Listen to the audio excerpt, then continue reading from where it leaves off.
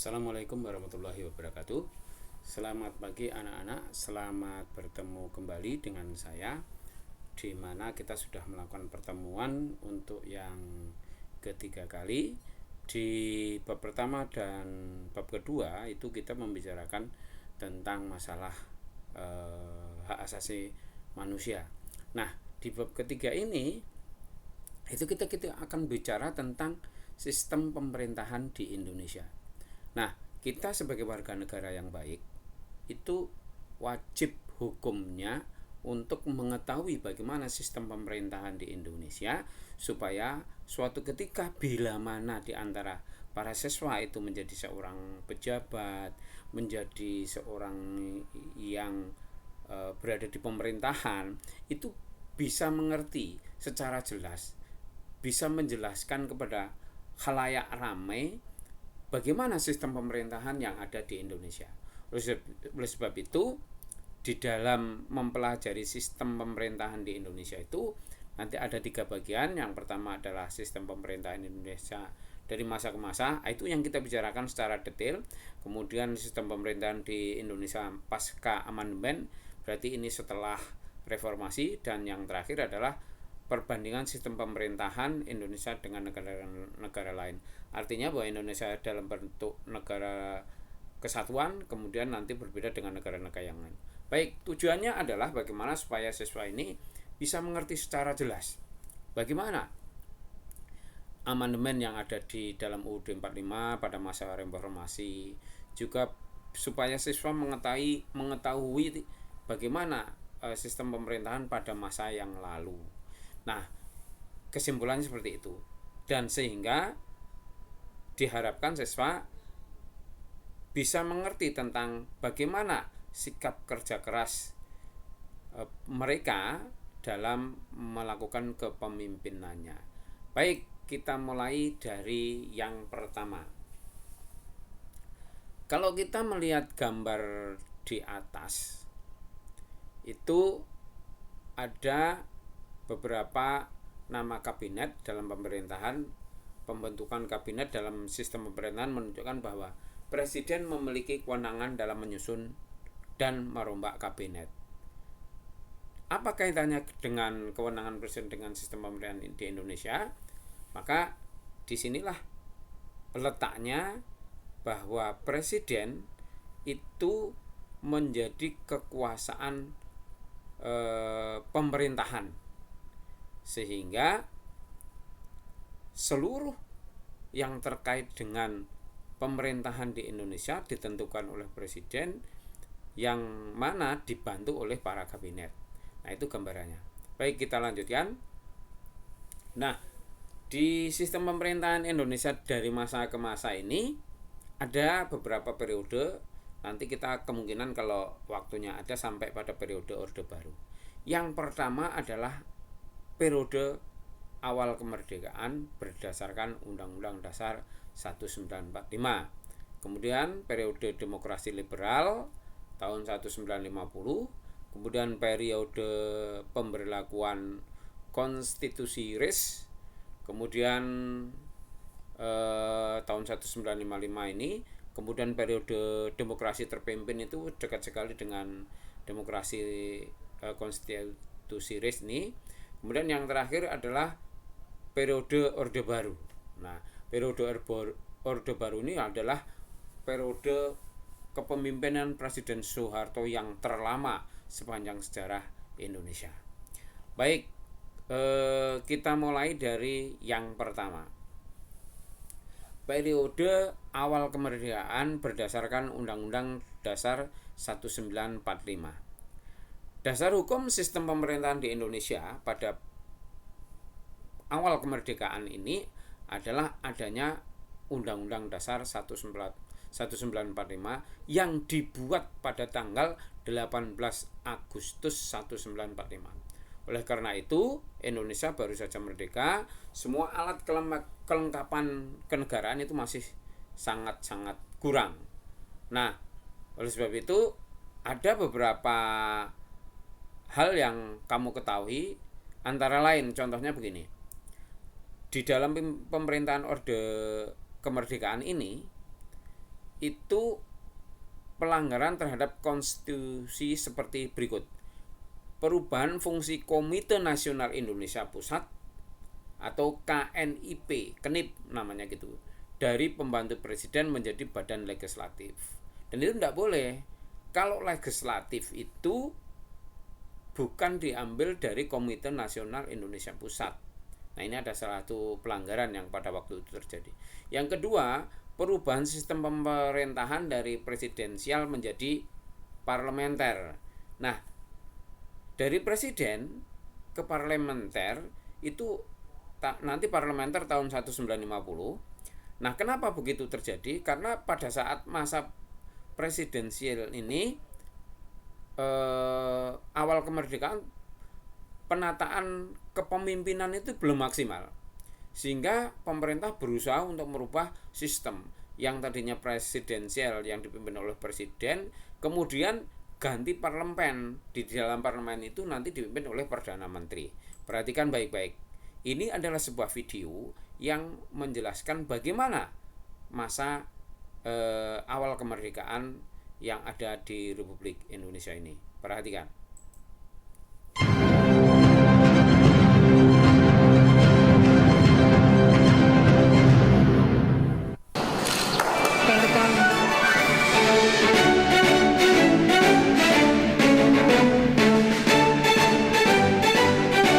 Setiap tanggal 17 Agustus seluruh rakyat Indonesia merayakan Hari Kemerdekaan Indonesia. Momentum tersebut tentunya tak lepas dari sejarah proklamasi.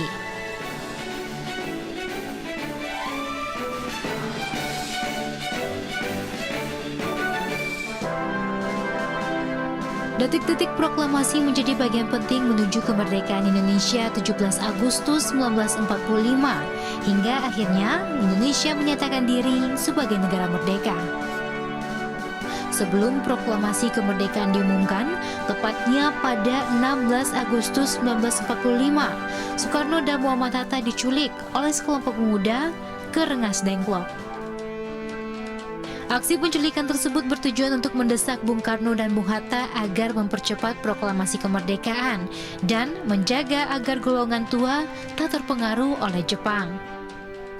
Setelah melakukan perundingan, sore harinya Bung Karno dan Bung Hatta dijemput oleh Ahmad Subarjo untuk kembali ke Jakarta. Setibanya di Jakarta, rombongan Soekarno-Hatta langsung menuju rumah Laksamana Tadashi Maeda di Jalan Imam Bonjol nomor 1 untuk merumuskan teks proklamasi. Dini hari perumusan naskah proklamasi kemerdekaan Indonesia selesai disusun, untuk selanjutnya diketik oleh Sayuti Melik. Proklamasi kemerdekaan yang telah dinanti-nanti akhirnya terlaksana pada pukul 10 pagi di tanggal 17 Agustus 1945 atau bertepatan dengan 17 Ramadan 1365 Hijriah. Proklamasi kami, bangsa Indonesia, dengan ini menyatakan kemerdekaan Indonesia.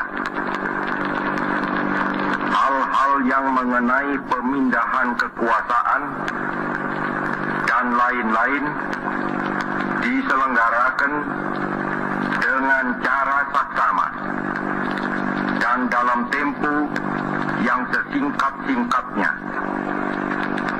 Jakarta, 17 Agustus 1945, atas nama bangsa Indonesia, Soekarno-Hatta.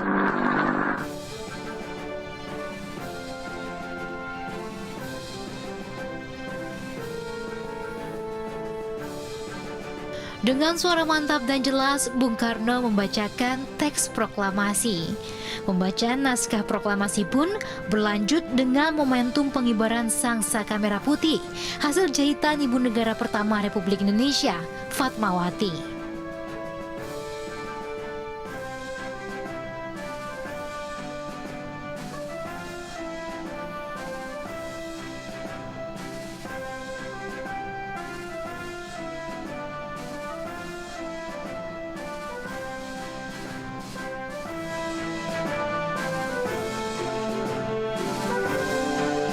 berita tentang proklamasi kemerdekaan Indonesia pun menyebar ke Sumatera, Jawa Barat, Jawa Tengah, Jawa Timur, Sunda Kecil, Kalimantan, Sulawesi, dan Maluku. Selain sebagai tonggak kebebasan bangsa Indonesia dari belenggu penjajah, makna proklamasi kemerdekaan Indonesia juga menandai dimulainya perlawanan diplomatik Indonesia.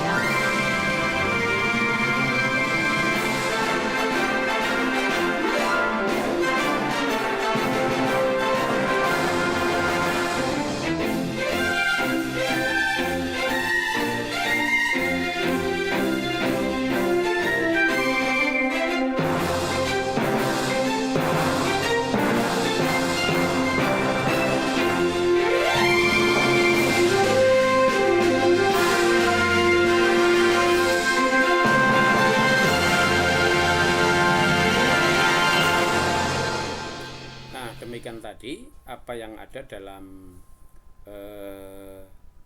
sebuah video yang jelas-jelas bagaimana sistem kemerdekaan pertama kali yang ada di Indonesia.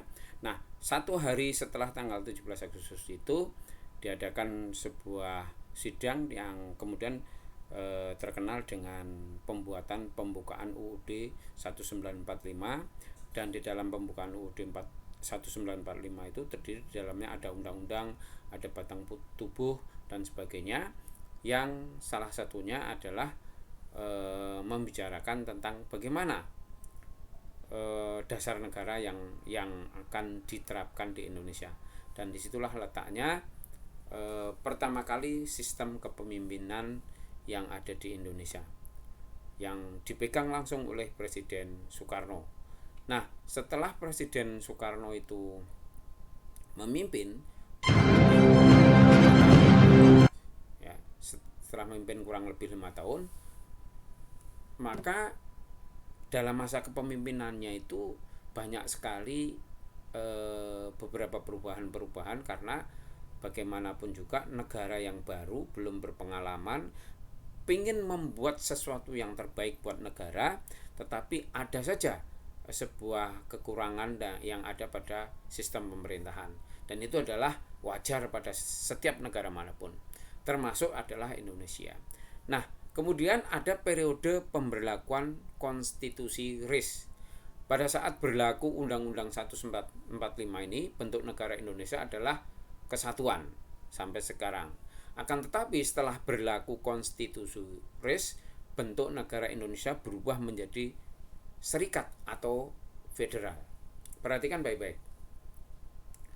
Negara Republik Indonesia Serikat ini otomatis karena terdiri daripada negara-negara bagian, maka dipimpin Perdana Menteri diangkat oleh Presiden. Dan itu adalah sebuah kesalahan, karena memang Perdana Menteri itu seharusnya bukan diangkat oleh Presiden, ya, tetapi diangkat oleh parlemen, atau parlemen itu kalau ingin tahu adalah DPR gitu ya, sebagai mana umumnya gitu. Kemudian kekuasaan Perdana Menteri masih dikendalikan oleh Presiden. Tidak bisa antara kekuasaan negara dan kekuasaan pemerintahan itu berbeda kalau dalam sistem Perdana Menteri. Tapi ini masih dilakukan oleh Presiden Soekarno pada waktu itu, karena memang kita negara masih baru ya, masih banyak ingin mencari bentuk. Nah, kemudian kabinet dibentuk oleh presiden, bukan oleh parlemen. Harusnya kabinet, kalau pada sistem pemerintahan parlemen itu dibentuk oleh parlemen, bukan oleh presiden. Kecuali kalau pemerintahan presiden, maka kabinet sebagai pembantu presiden itu dibentuk oleh presiden. Itu parlemen tidak dapat menggunakan mosi tidak percaya kepada kabinet. Harusnya bisa, ya. Karena apa? Kalau kabinetnya perjalanannya tidak bagus, maka parlemen akan mengundang seluruh kabinet itu. Apa masalahnya gitu. Dan Presiden RIS menduduki jabatan rangkap sebagai kepala negara sekaligus kepala pemerintahan. Nah, ini tidak boleh, karena apa? Kepala negara itu jelas presiden, tetapi kepala pemerintahan itu parlemen, harusnya seperti itu. Nah, dalam kurun waktu tahun 1950 dibentuknya Republik Indonesia Serikat itu pun terjadi berbagai macam yang ada, sampai kemudian ada apa yang disebut dengan periode demokrasi liberal. Kenapa demokrasi liberal? Karena kita negaranya dalam bentuk parlemen, dan di dalam negara parlemen itu Republik Indonesia Serikat itu terdiri pada negara-negara kecil, seperti ada negara Pasundan, ada negara Batavia, ada negara Sumatera, Sulawesi, kemudian juga Jawa Timur dan sebagainya. Itu adalah negara-negara kecil yang ada di dalam Republik Indonesia Serikat. Nah, Republik Indonesia itu sendiri itu berpusatnya pada waktu itu di Yogyakarta, sehingga sistem pemerintahan pada waktu itu dikendalikan dari Yogyakarta yang disebut dengan Republik Indonesia itu tadi. Nah, dari dasar ini sistem pemerintahan Indonesia menjadi demokrasi liberal secara penuh. Artinya demokrasi liberal di Indonesia tidak berumur panjang. Kenapa? Karena tahun 1950 sampai 1959 itu pergolakan terjadi di mana-mana. Ada yang setuju, ada yang tidak dengan sistem itu. Hal ini karena pada tanggal 5 Juli Presiden Soekarno mengeluarkan dekret yang diumumkan pada upacara resmi di Istana Merdeka. Nah, dekret presiden itu bisa dilakukan bila mana presiden itu tidak percaya kepada dewan. Ya. Isi dekret presiden dinyatakan bahwa pembentukan MPRS dan DPAS dalam waktu yang sesingkat-singkatnya. Nah, MPRS ini adalah merupakan Majelis Permusyawaratan Rakyat Sementara, itu maksudnya S itu. Kemudian Dewan Pertimbangan Agung Sementara. Nah, kemudian yang kedua pemberlakuan kembali UUD 45 dan tidak berlakunya UUDS, dan yang terakhir adalah pembubaran konstituante. Artinya pembubaran seluruh anggota dewan yang ada di Indonesia itu dibubarkan pada masa itu. Nah, ini yang disebut dengan dekret presiden 5 Juli 1959. Nah, kita lanjutkan. Nah, terkait dengan hal tersebut, ini ada sebuah video yang menjelaskan tentang demokrasi liberal, kemudian juga bagaimana dekret presiden 5 Juli itu disampaikan. Perhatikan baik-baik.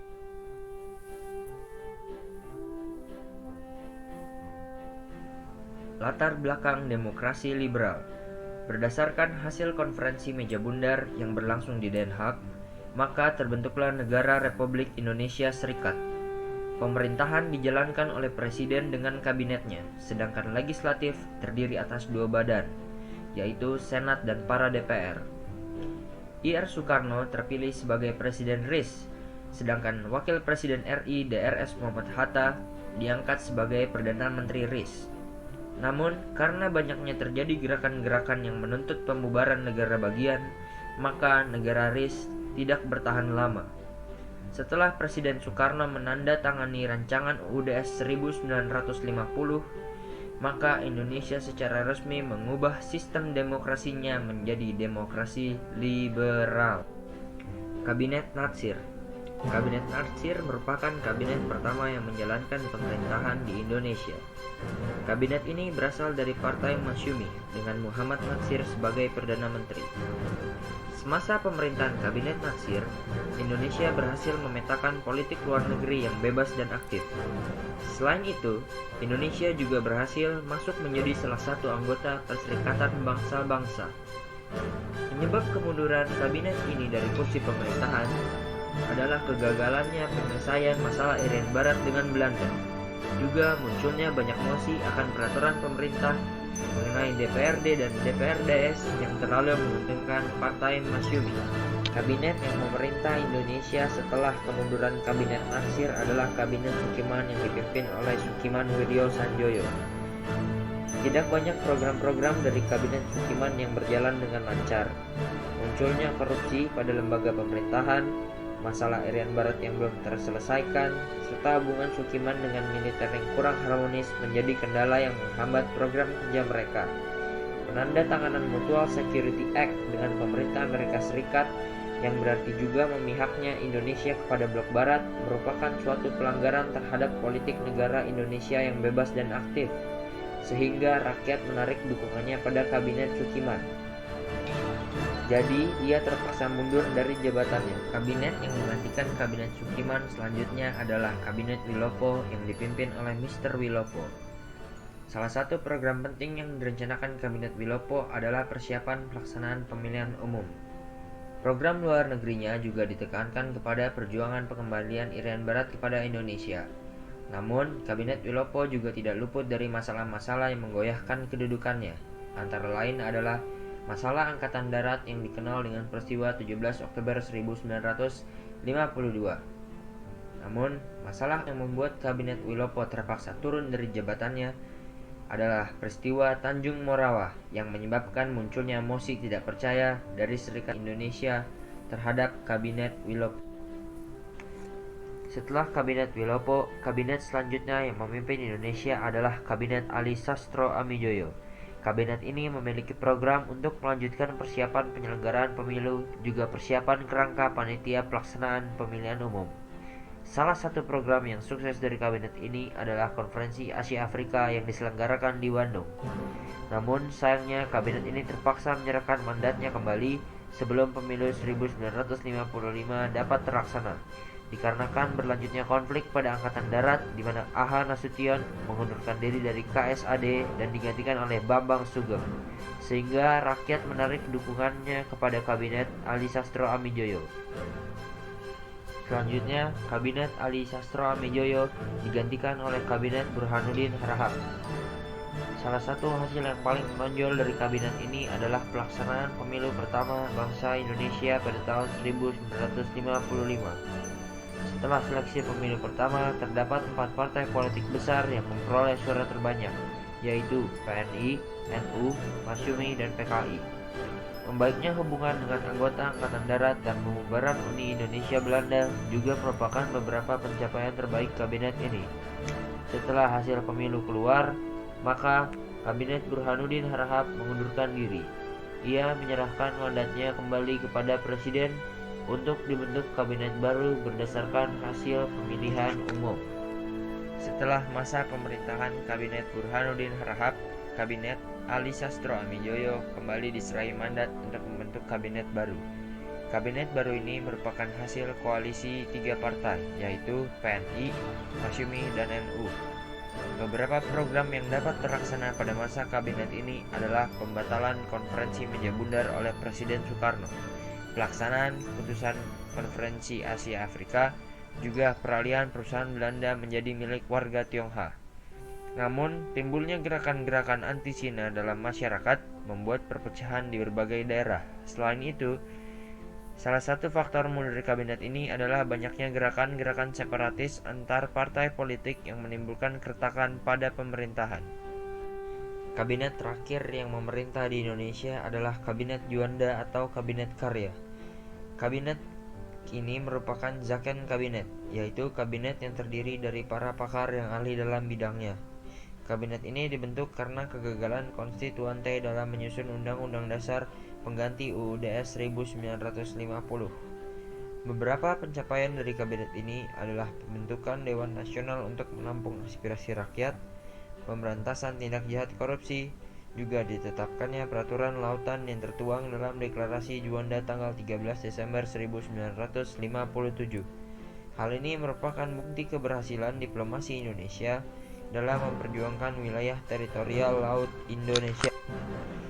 Karena gagal menyelesaikan aksi-aksi pemberontakan separatis di daerah-daerah, juga karena kondisi ekonomi negara yang semakin terpuruk, maka krisis demokrasi liberal sudah mencapai pada puncaknya. Sehingga Presiden Soekarno mengeluarkan dekret Presiden pada 5 Juli 1959 dan mengubah demokrasi Indonesia menjadi demokrasi terpimpin.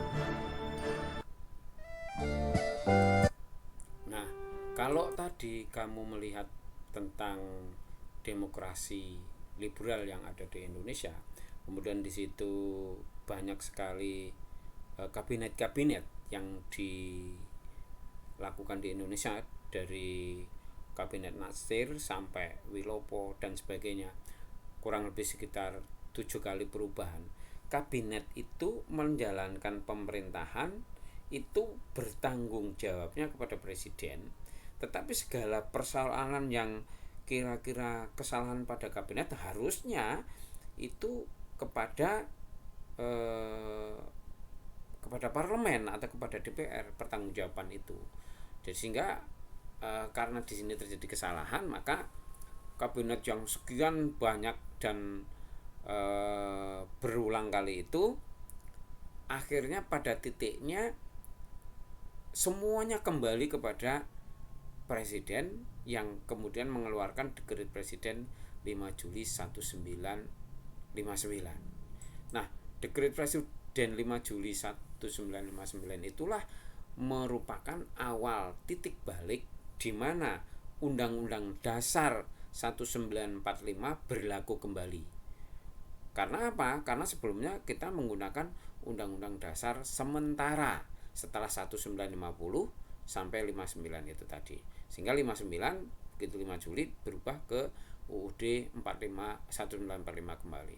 Nah, faktor penyebab sistem pemerintahan parlementer tidak dapat dipertahankan di Indonesia adalah faktor dominasi politik aliran. Di situ kan ada BNI, ada Masumi, ada NU, itu adalah 3 partai yang besar. Padahal sebelumnya tahun 1955 itu diikuti kurang lebih sekitar 47 partai, di mana partai pemenangnya adalah ada 4, salah satunya PKI itu ada sebagai salah satu partai pemenang. Nah, faktor basis sosial ekonomi yang sangat lemah. Kenapa basis sosial ekonomi itu sangat lemah? Karena di masa pemerintahan itu hampir semua ribut soal bagaimana pemerintahan yang terbaik. Jadi untuk sosial ekonomi itu boro-boro untuk dipikirin. Jadi yang penting jalan begitu saja. Faktor struktural sosial masih hierarkis yang bersumber pada nilai-nilai feodal. Maksudnya gini, hierarkis itu adalah berdasarkan keturunan. Maksudnya misalnya raja, ya terus nanti kepada anak raja dan sebagainya. Itu namanya hierarkis dalam masa feodalisme, masa penjajahan itu juga seperti itu. Nah, itulah mengapa pada saat pemerintahan parlementer ini tidak berhasil, sehingga dirubah dengan dekret presiden 5 Juli. Nah, setelah dekret presiden 5 Juli itu dilakukan, maka ada periode yang disebut dengan demokrasi terpimpin. Maksudnya apa? Segala sesuatu itu berpusat kepada presiden. Itu mengapa dikatakan sebagai demokrasi terpimpin.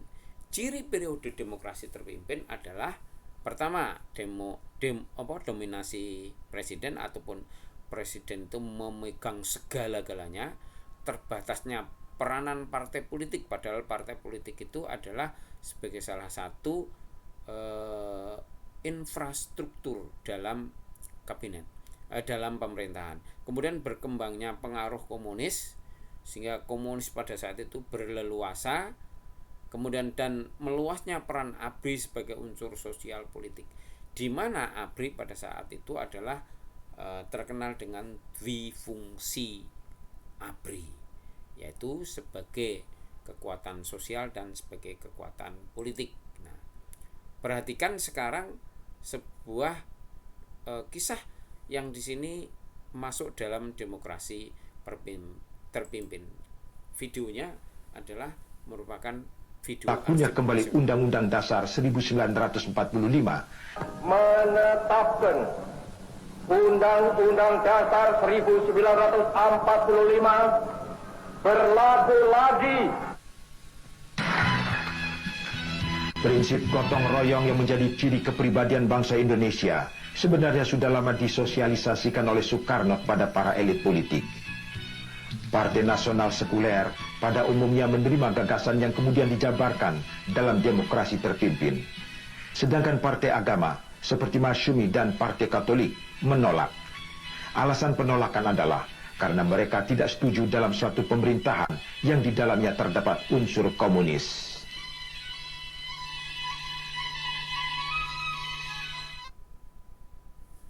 Nah, di situ cukup jelas bahwa Dekret Presiden 1959 itu ya, pada tanggal 5 Juli itu beberapa partai termasuk adalah partai agama itu tidak mau atau memberikan selalu protes. Karena apa?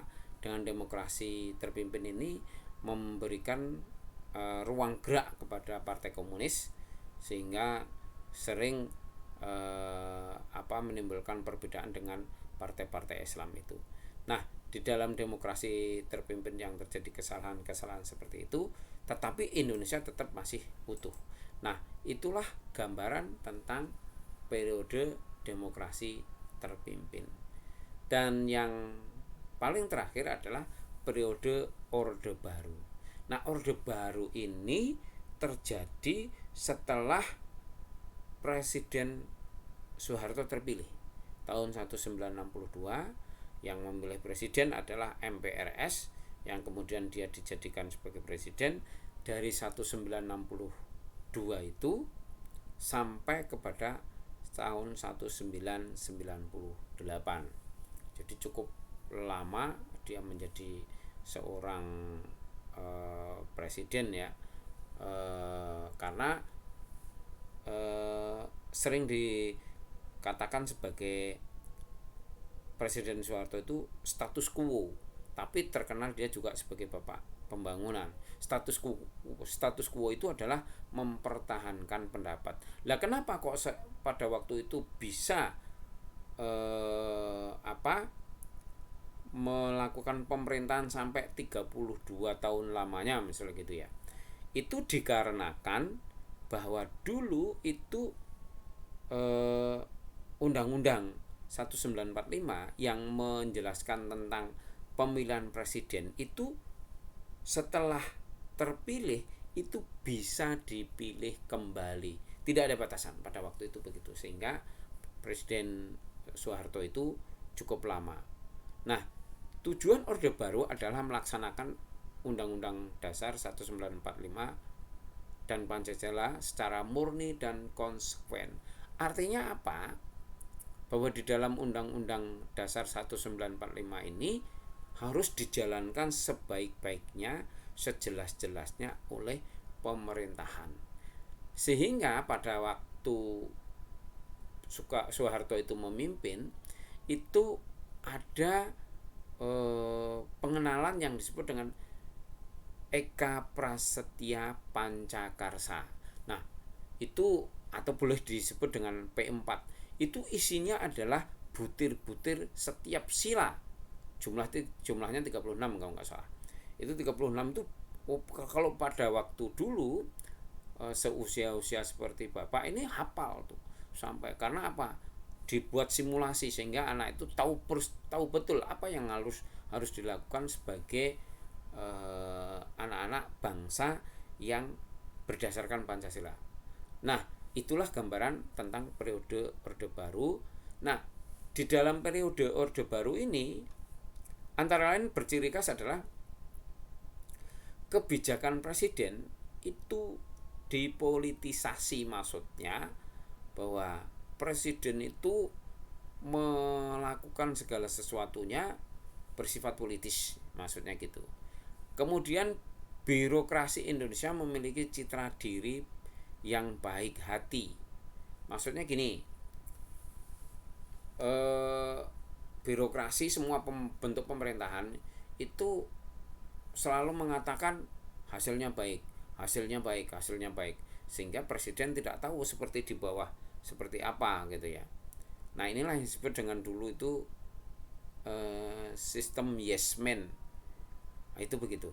Nah, kemudian juga sistem politik otoriter, karena waktu itu adalah dwi fungsi ABRI sangat kuat. Jadi kalau misalnya tidak mengikuti apa yang menjadi kehendak pemerintah, disikat oleh aparat pada waktu itu begitu. Ini sebagai satu contoh. Nah, ini ada sebuah video bagaimana masa keberhasilan Presiden Soekarno. Presiden Soeharto. Perhatikan baik-baik. Saya terima surat dari Kukmi untuk dapat tatap muka. Sebetulnya saya hanya mengira kalau Kukmi saja, tapi rupa-rupanya Kukmi bisa membajak bajak lain-lainnya, baik daripada Kadin, dari Golkar, pemerintah maupun daripada pengusaha-pengusaha yang sukses. Nah, tentunya ada maksudnya ini, jadi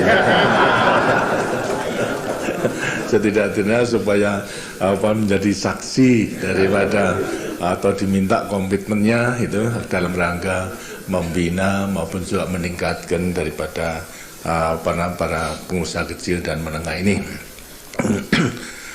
Sebenarnya kalau kita memang melihat segala kegiatan yang telah kita lakukan selama 25 tahun, dan sejak semula daripada pembangunan yang didasarkan pada trilogi pembangunan, stabilitas nasional, pertumbuhan, dan pemerataan, maka sejak semula pula bahwasanya memang dimaksud dan ditujuan untuk dapat mengentaskan daripada kemiskinan rakyat Indonesia. Karena hanya dengan terciptanya stabilitas nasional dalam segala bidang, baik politik, ekonomi, sosial, budaya, pertahanan, keamanan, memungkinkan kita itu membangun ada pertumbuhan lah ada kemampuan untuk dapat meningkatkan kesejahteraan kepada rakyat. Meningkatkan kesejahteraan rakyat baik dalam rangka pemerataan mengenai usaha maupun juga menikmati daripada apa yang telah kita hasilkan itu. Kita bersyukur walaupun memang belum keseluruhan daripada cita-cita kita tercapai, dan memang tidak mungkin daripada cita-cita perjuangan masalah adil dan makmur berdasarkan Pancasila itu kita capai sekaligus, itu memang tidak mungkin, atau harus secara bertahap. Andai kita bepergian kepada suatu titik saja dengan sendirinya juga tidak terus mempunyai keinginan terus melompat sampai pada tempat juga tidak mungkin, tapi harus melewat jalan yang tertentu. Jalannya banyak, ya sekarang yang dipilih yang mana. Jadi kalau kita baru sampai pada di tengah-tengah itu bukan berarti kita tidak akan menuju, tapi hanya belum sampai saja itu. Jadi pembangunan kita pun juga demikian, semua itu adalah merupakan proses daripada pembangunan secara bertahap, sehingga akhirnya lambat laun kita itu bisa mendekati, kalau belum segera bisa sampai kepada sasaran yang kita capai itu. Tapi alhamdulillah kita termentukan selama 25 tahun itu sasaran yang kita capai apa? Ialah strategi pembangunan jangka panjang yang pertama, membuat satu landasan, gitu. Landasan daripada baik mengenai politik, ekonomi, sosial, budaya, pertahanan, keamanan. Nah, bidang ekonomi diantara lain adalah membangun suatu landasan pengembangan ekonomi yang mendukung kehidupan daripada kita dalam mencapai cita-cita, ialah industri yang kuat didukung oleh pertanian yang tangguh. Kemudian tentunya juga atas kemampuan itu baru lantas mempunyai kemampuan untuk membangun bidang-bidang lainnya. Kalau kita melihat, menilai itu apakah landasan itu kita capai atau tidak, gitu. Sebetulnya landasan kita capai, hanya kemudian sampai di mana kekuatan daripada landasan itu. Lantas apakah landasan itu lantas akan bisa menjamin untuk melanjutkan daripada perjuangan kita dalam rangka menggunakan landasan untuk tinggal landas, memasuki era tinggal landas. Pengertian daripada era tinggal landas adalah melanjutkan, meningkatkan, perdalam daripada pembangunan sehingga kita akan bisa mencapai sasaran-sasaran berikutnya. Ada beberapa indikator yang bisa kita gunakan untuk mengukur daripada landasan tersebut, yang dimana-mana juga telah saya katakan. Pertama, itu mengenai pertumbuhan ekonomi selama 25 tahun rata-rata 7%. Kemudian juga daripada inflasi 650% bisa kita pertahankan satu digit saja di bawah 10%. Kemudian juga pendapatan per kapita daripada $70 menjadi $900 mungkin lebih. Itu bahkan kita sudah dimasukkan daripada kategori negara berpendapatan menengah, walaupun yang menengah bontot sekarang, artinya bontot itu baru permulaan karena batasnya adalah $1.400, itu baru menengah. Nah, kita masih bontot, karena itu lantas kita minta pada negara-negara maju itu yang membantu pada kita, hendaknya agar supaya dia masuk ke negara menengah. Kalau kita sudah sampai kepada mencapai batas yang teratas adalah $1.400-1.500 per kapita. Kita sekarang itu berani untuk menentukan pelita ke-6 itu sampai kepada 1.280, itu sasaran kita. Sebetulnya ya sudah lebih daripada 1.000. Itu pendapatan per kapita. Ekspor kita pun juga demikian. Dari 850 juta kita sudah meningkat sekarang menjadi 40 miliar satu tahun. Ya, satu peningkatan yang besar sekali. Nah, kemudian juga salah satu yang menggembirakan adalah struktur daripada ekspor kita, yang tadinya mendasarkan hanya kepada minyak, tapi sekarang non minyak sudah lebih tinggi, sedangkan daripada migas yang tadinya pertanian menonjol, tapi sekarang manufacturing sudah lebih tinggi. Ini membuktikan bahwa industri kita berjalan, berarti landasan itu bisa kita capai. Baik.